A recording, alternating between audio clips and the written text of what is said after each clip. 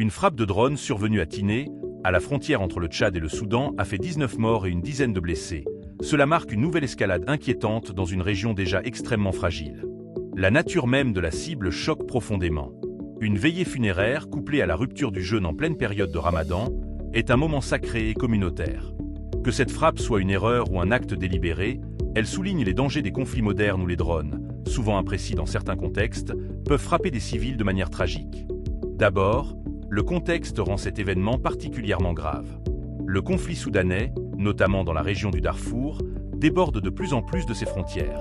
Ce qui était jusqu'ici une guerre interne tend désormais à se régionaliser, avec des incursions, des réfugiés et désormais des frappes meurtrières sur le territoire tchadien.